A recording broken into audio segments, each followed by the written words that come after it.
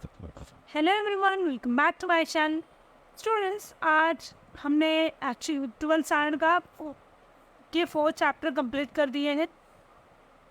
इसमें फर्स्ट है introduction of micro and macro economics, दूसरा था यूटिलिटी एनालिसिस, थर्ड था elasticity of demand analysis and third भी इलास्टिसिटी ऑफ डिमांड था, एंड फोर्थ था सप्लाई एनालिसिस। तो हमने 4 चैप्टर फाइनली फिनिश कर दिए हैं 12th स्टैंडर्ड की इकोनॉमिक्स का।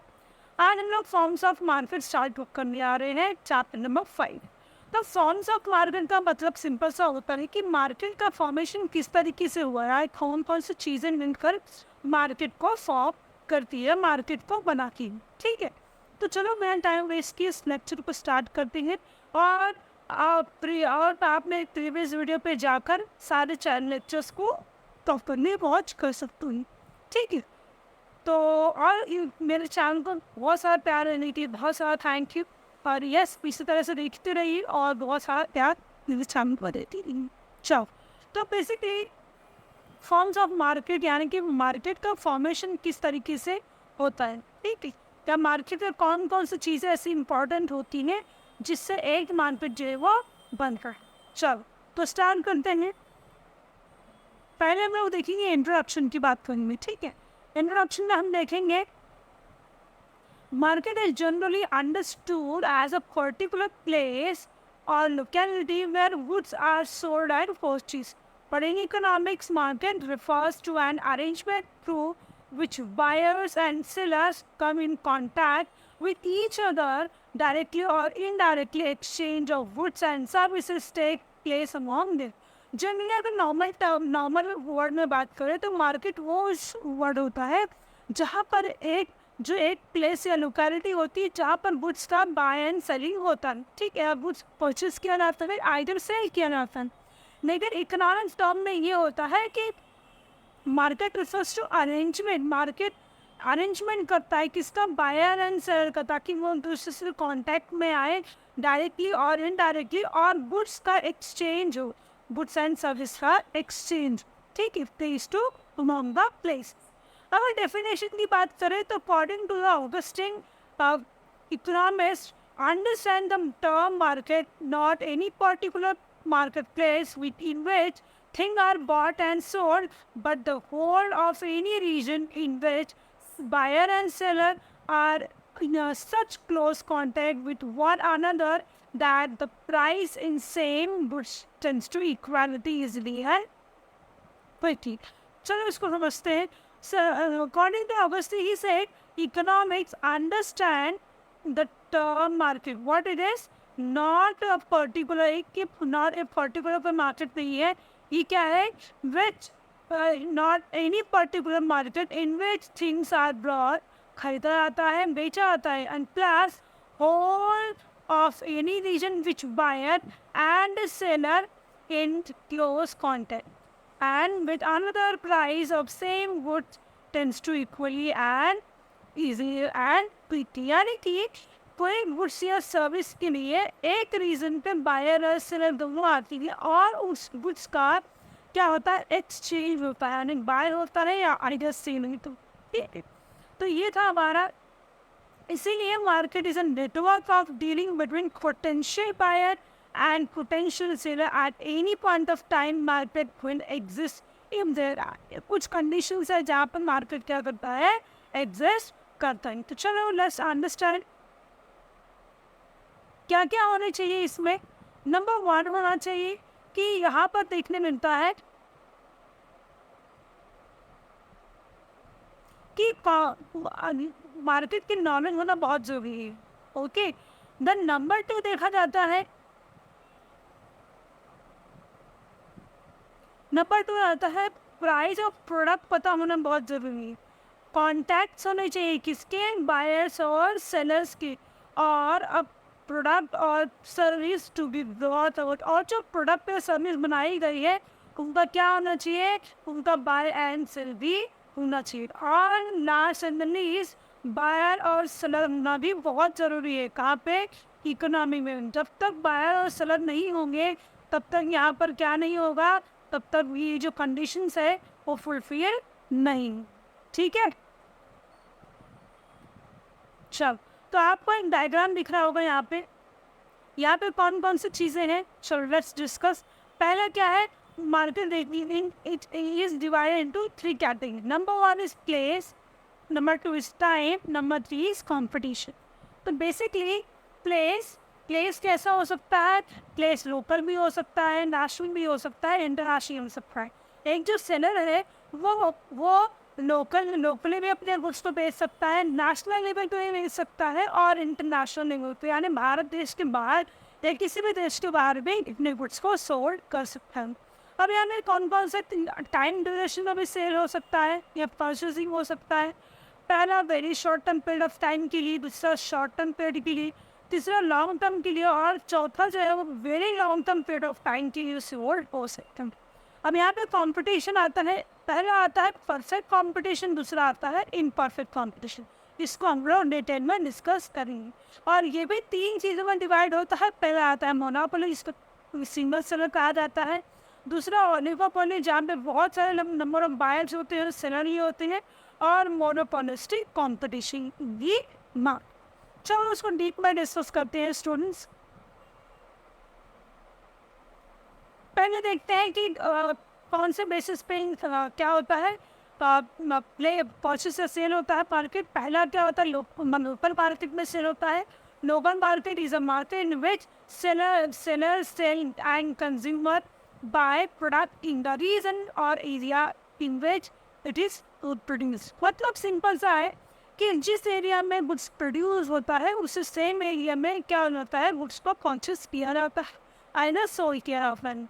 तीसरा आता है हमारा नेशनल मार्केट, जो कंट्री लेवल पे होता है, जहाँ पर जहाँ पर national market is domestic market in which given country each national market is govern by the regulation of each whole country, यानी गवर्नमेंट के रेगुलेशन में ही रहकर काम करना हो।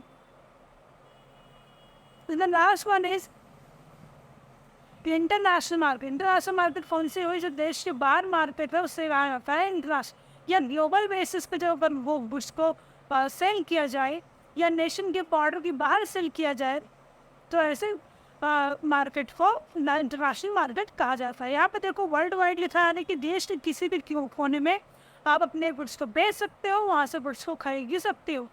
Buy and seller takes in goods and services across the national border। चलो next देखते हैं। नेक्स्ट है on the basis of time. पहला आता है वेरी शॉर्ट टर्म पीरियड।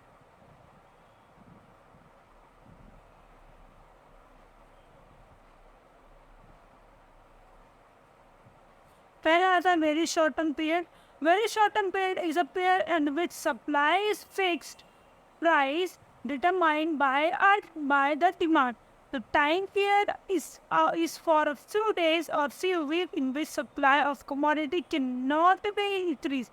यानी कि जब commodity होती है उसका एक टाइम लिमिट होता है कि आप वीक में बेच सकते हो, आइदर 1 मंथ में बेच सकते हो या फ्यू वीक में बेच सकते हो।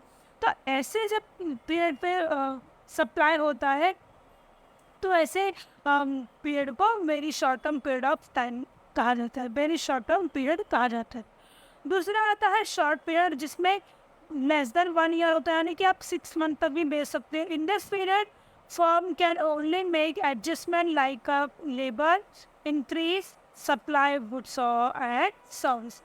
एंड लास्ट आता है लॉन्ग पीरियड। इसमें लॉन्ग रन होता है, जिसमें long run is a period of time in which all the factor of production and cost of variable in long run firms are able to adjust all the costs it is for a few years। यानी कि यहाँ पे आप at least 5 year का यहाँ पे time होता है जहाँ पे जो भी फैक्टर ऑफ प्रोडक्शन आता है या ये जिस तरह से कॉस्ट आता है, वेरिएबल्स आते हैं, उन सारे चीज़ को फर्म क्या करता है, एडजस्ट मोड पे सेट करता है।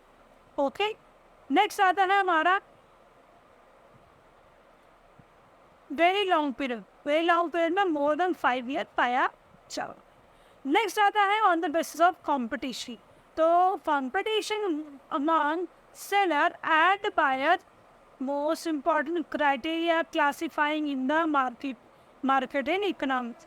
पहला आता है स्टूडेंट्स हमारा परफेक्ट कंपटीशन। परफेक्ट कंपटीशन क्या होता है, मीनिंग डेफिनेशन देखते हैं। Perfect competition is an ideal and imaginary concept of market rather than actual market.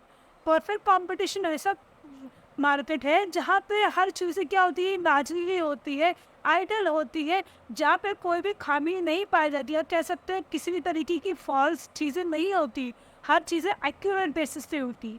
ठीक है, so according to mister John Robbins, perfect competition prevails when the demand for an output of each producer is perfectly elastic। यानी कि जो goods produce हो रहा है वो perfectly elastic ही होना चाहिए, वो इनइलास्टिक नहीं हुआ, यानी कि उसकी जो प्राइस है, उसका जो चीज़ें है वो चेंज नहीं होगी, वो सेम एज इट इज ही रहने वाली है।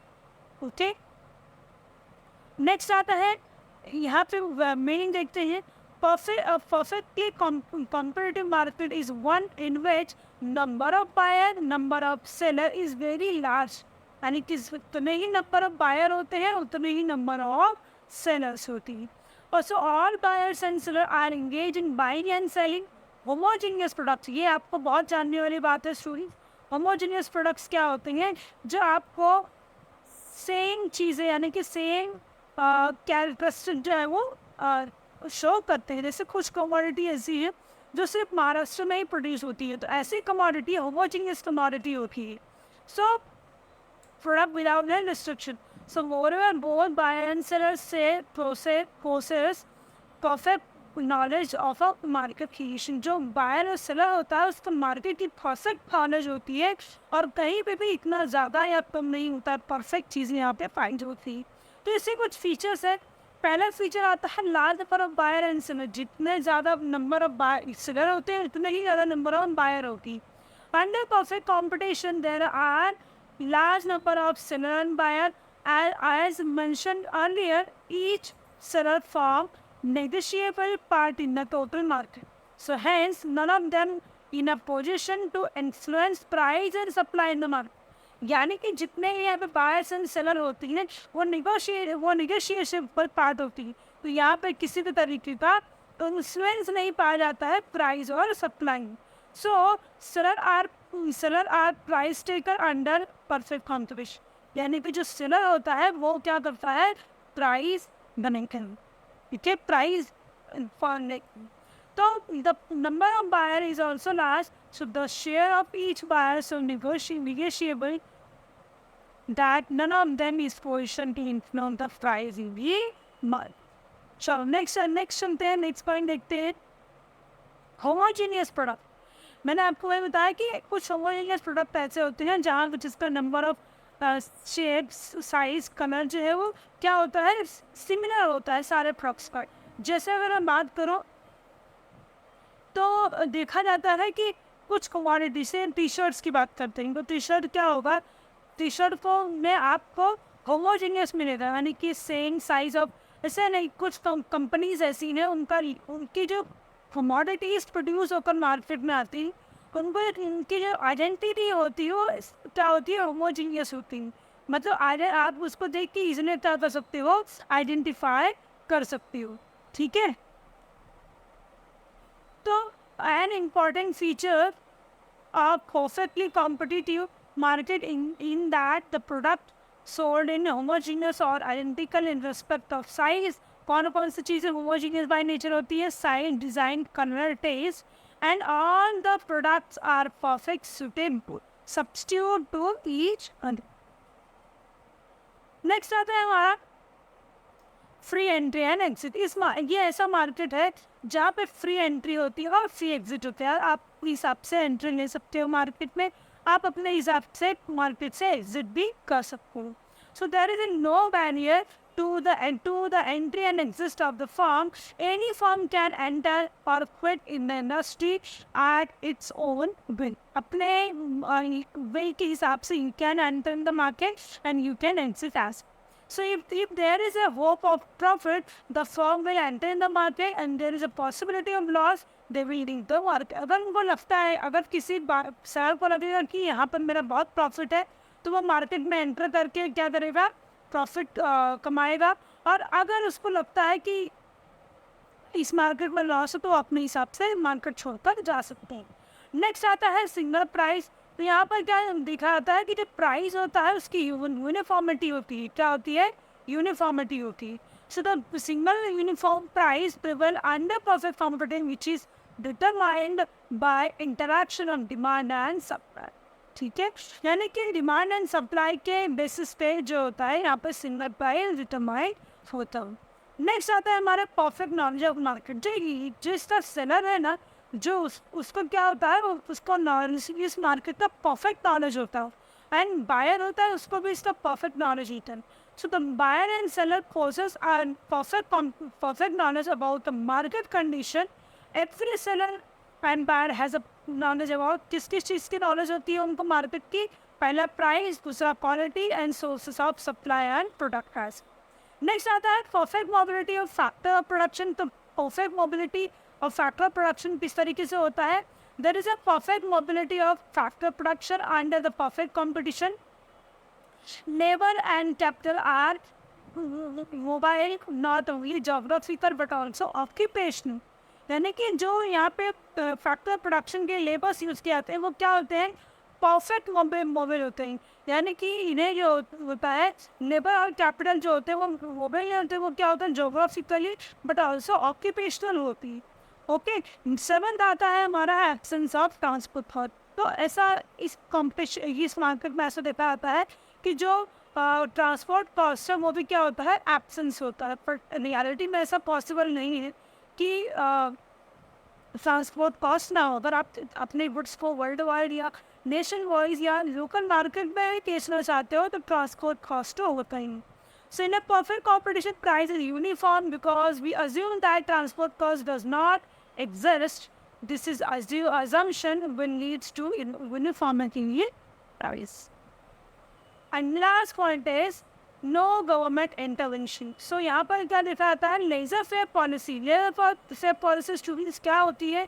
जहाँ पर गवर्नमेंट का इंटरवेंशन नहीं पाया जाता उसे लेजर फेयर पॉलिसी कहा जाता है। In an important features of perfect competition, it means there is absence of government intervention in economic activity. तो यहाँ इस मार्केट में ऐसे देखा था कि गवर्नमेंट का इंटरवेंशन नहीं होता है किसी भी इकोनॉमिक एक्टिविटी में। तो यहाँ पर लेजर फेयर पॉलिसी जो है इम्पॉर्टेंट मानी जाती है फॉर परफेक्ट कॉम्पिटिशन। तो स्टूडेंट ये हमने 8 पॉइंट्स डिस्कस किए, फीचर्स कह सकते हैं, इसको डिस्कस किया हमने। तो नेक्स्ट लेक्चर में हम लोग डिस्कस करेंगे next topic, that is imperfect competition. Sure, यहाँ पे lecture wind up करते हैं। Thank you so much everyone, and thank you so much for watching my videos and giving lots of love. Thank you. Take care everyone.